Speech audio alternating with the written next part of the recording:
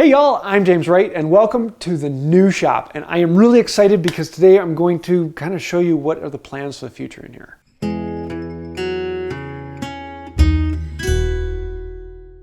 So we are finally into the new shop. I've actually been living in this house for over a month now, but I've only been home for a total of 7 days because we've been traveling all over the place. So I really haven't had much time. I got this all set up in one day. But there's a lot going on here. This video is going to be very different because I want to actually explain what I'm going to be doing at the shop and what this actually means. And I want to pick your brains a bit and see what things do you want to see me do in here, because I would love to make shop furniture and things like that that you are interested in. So I'm going to be asking a few questions, and if you can throw those down in the comments and help me out, that would be great. But first, let's actually take a quick walk around the shop. This is the tool wall. It's basically the same, except for I have more space. So I'm going to be spreading things out a little bit more. It means I'm going to be walking a little bit more because the shop is a little bit larger, which means I might get an apron in the future. But I decided to keep the drywall back here. I may end up regretting that, and I may go back and actually clad the wall in wood. But for right now, I'm going to leave the drywall because I want to actually get up and working. So the shop itself is actually about 60 square feet larger than the old space I was in. It's almost the exact same outline. But I'm actually going to be able to use the whole shop space because before I had all my storage and all my office in this space. Now my office is upstairs. This room I can use for some storage. That room I can use for some storage. So this room is just for the building and classes. So the very first thing I did when I came in here was actually bring the rubber down. This rubber flooring goes on top of some fake wood that's here. I may end up in the future taking that fake wood out, but for right now I just put the rubber down on top of it. It was the last thing I took out of the shop. It went into the very back of the moving truck, so it was quite literally the first thing I brought down to the shop and laid it out so I could put all the tools on here. But here you can see, this is the width of the old shop, and this is the new space. I have like another 3 feet over here, and it's kind of cool. So I actually had to order one more roll of this that I'm going to put down here to fill that space. So I will have wall-to-wall rubber flooring. I love this. I've got a whole video on that if you want to see it. Some of the astute individuals among you will notice I have some blue tape here on the seam between these two rolls of rubber. That's not because they move apart, but because nothing is stopping this one from it moving. So I put that down while we were bringing in everything because I know it would be easy to shove things around with everything moving in here as we came down. That will come out as soon as I get the new roll to fill the space, so it can't move because it goes wall to wall. The big reason why we actually moved is I want to actually hold classes in my shop. We were going to be building a new shop on our old place, and it would have worked out great. It would have actually been a little bit bigger than this one. The problem is the amount of money it would cost us to build that shop. We could buy a bigger house and have the shop about the size we want it to be. So we decided to move instead of building the shop. And so this is just big enough that I can now start holding classes in here. I have my old bench, the first one I built, so I'm going to be bringing that one in here. I have my wife's bench, I have the kids' bench, and I'm going to be building a new bench, my dream bench. More on that coming soon. And so I'll actually have several benches in here that we can bring in people and do live classes. But live classes are only good for about 6 people. I want to do more. So from the very beginning, I'm actually going to be designing this space so that I can do online classes. I've got this TV monitor on here so I can sit that across from my bench. So when I'm doing live classes, I can see what other people are doing in here. I have a whole bunch of these tracks that I will be mounting to the ceiling so I can run cables throughout. My goal is to be able to do live classes where you're not just watching one video, but I want to actually stream 4 or 5 different video angles. A down angle, a wide shot, a close bench shot, a detailed shot that I can move around, one from the other end of the bench, and then stream all of them concurrently so that when you're watching on Zoom, you can actually pick which view you want to see and focus in on what you want to see in the shop. Do you want to see what the general class is doing? Do you want to see the detail I'm doing? Do you want to see where things are laid out on the bench? You can pick that and you can see. So it gives you more of an opportunity to feel like you're actually in the class with us, but being able to do it from anywhere in the world. And so that's what I really want to design this shop, to focus on doing online classes and being able to provide that in-person feeling. So I would love to have your feedback on that one. So some of you will remember when I bought this, and I got a really cool deal on it. This is a pattern maker's vise. This is a monster pattern maker's vise. It's the biggest one they made. And I love this thing. And I want to put this on my bench. The problem is my current bench is 5 foot by 20 inches, which is a great size bench for one person working. You really don't need any bigger size than that. I built dining room tables on this before. But it's not quite big enough for that vise. There's no place I can put it on here where I can use it. It needs something that's wider or longer. It's not going to work on this bench.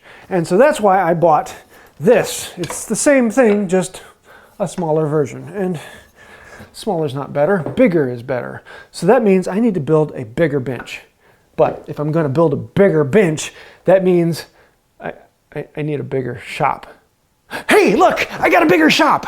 So that means, yes, in reality, we bought a new house because I want to use the pattern maker's vise. Yeah, and my wife actually knows that, so I think that's a good thing.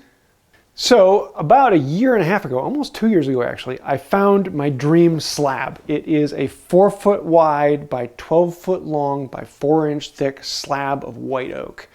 And it's big enough so that I can actually get a quarter sawn 24-inch wide bench out of it. And that had been drying out beside my house for about a year and a half. But now I want to build my dream bench. I now have enough space for it. I've got the vise. I've got the slab that is just absolutely gorgeous. So I decided to send that off to the kiln. So it's going to be at the kiln for about 4 months. And when that comes back, I'm going to build my dream bench. It's going to get the pattern maker's vise. It's going to get the Andrew Klein turbo vise. I'm going to have a couple leg vices on there. I'm going to have the swing out stool. It's going to be probably around 1,000 pounds of bench. Gorgeous, beautiful bench. And I'm really, really looking forward to building this. And now I have the shop to put it in. So if you can't tell, I'm a little excited. So this shop actually has this interesting, weird space here. And this is where I'm going to put my power tools. Yes, I have power tools. You can see them all down here on the floor. Most of them are foot-powered power tools. I'm going to have my lathe over here. I'm going to have the beam drill press. I'm having the scroll saw back in here. And so there'll be lots of space back in here where I can put the foot-powered stuff, but they can stay out of the way of the classroom. And so I kind of like having all that. And as well as they left a mirror. So, hi, everybody. Oh, no. Now everyone knows what Luke looks like. So these are all my long clamps. I have 5 banana boxes over there with all the small clamps, and so I need to figure out how I'm going to be storing them. So I'm going to actually build a clamp rack that I can store all of these here. And then I'm thinking about putting a joist on the ceiling that I can actually clamp all of my squeeze clamps and hand screw clamps to. Though I haven't figured out exactly how I want to do that or where I want to do it. But I'm going to have all my clamp rack here. So here I've got all of my spoke shaves and draw knives and things like that. They used to be on the other end of the tool wall, but I wanted to bring them over here with the saws, and then I'll also have all of my frame saws down below here, so it's a little more space. This tool wall is actually going to be about 6 foot longer than my old one, which means I'm not going to have everything within 1 step. Everything will be within 2 steps, so it's going to take me longer to get my tools. So before I had the saw till and the plane till right up next to each other. And that works out great, but I didn't have enough space for all my marking tools. And the marking tools are really the ones that I use more than anything else in the shop. And so I want those dead center. So I'm working right here. All my marking tools are here. I don't have to move anywhere, but I want to have more space. So I'm going to put all my squares back up here, but then I've got more for all of the actual marking utensils and marking gauges and layout tools. I'm all going to have a nice space. So I'm going to be building a rack to kind of fill in this area for all of the marking tools. So before I had this shelf that went underneath here, and I had all my braces on here and drill bits in this space, and that worked okay. But I have more drill bits than I have shelf space, and I would actually like to do something a little better. So I'm going to be building an actual bit organizing system as well as a place for all of the braces to hang. They'll go in the same spot, but it'll have slightly more space so I can hang everything up in here. Over here I used to have my chisels and my mallets, and I'm going to do much the same here. But again, I have more mallets and chisels than I had for the original rack, so I'm going to be building something different. I'm actually going to have the same chisel rack that will be going here for my main chisels, but then I also want to have a shelf underneath for all of the carving chisels and things like that down below. And then all of the mallets will go over here. So I'm going to be building those out to come. As to the plane till and the files and rasps, I love these two systems. They work great. I really don't want to change anything to them. I hung those right back up on the wall where they were before. The only thing was that the files and rasps now when they go in, they hit the drywall and back. So I may end up taking this off and backing it with something wood. Otherwise, I'm just going to be putting a bunch of file holes into the drywall. But I think that's the only downside to this particular one. So this is what I used to have for sharpening, and it works great. I like that it's a little bit lower. I can kind of get on top of the tools, but it's just not big enough. So I actually want to build a sharpening bench here and replace this end table that I literally found alongside the road. So I'm actually going to be making a sharpening station here soon. And then I haven't figured out what I want to do with this space, but I'm thinking about actually hanging sharpening tools and things like that. Or maybe I'll turn this into this small clamp storage.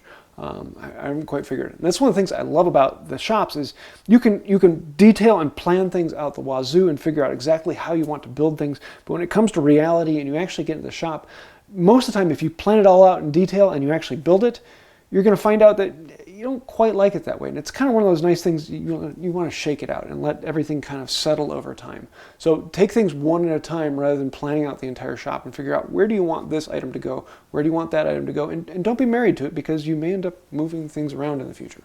So as you can see, I have a lot of fun ideas and capabilities with the shop, and I'm really getting excited about where this is going.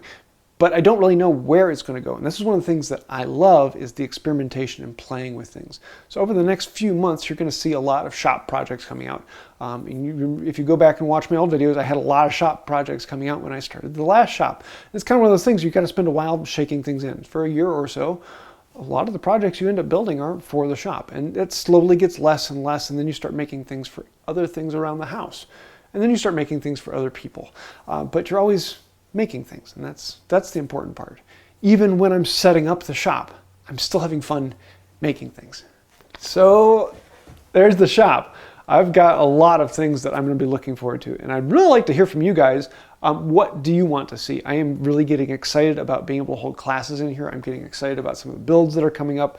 This is just, it's one of those things whenever you move into a new shop, there are so many things to do that the excitement boils over, and it's a fun point. So I hope you like this, and I would love to hear your thoughts on it. I really do want to see what you're thinking. If you have any questions, thoughts, ideas, or even snide remarks, throw those down below. That helps out the channel. I say it every week, but honestly, that interaction really, really helps us out. But if you want to really help us out and go even farther, there's a bunch of names over here. Those are some of the fantastic, wonderful, benevolent, and gorgeous people over on Patreon. Because between patrons and people who support us through memberships here on Facebook, you guys help us keep going. I literally get to pay for all of this because people supply for it. Thank you for that. You are the ones who keep us going. And without that, we wouldn't be here. I think that'll do it for now. And until next time, have a wonderful day. It's fun having a new shop. There are so many exciting things. The problem is, for a new shop, you find yourself going shopping.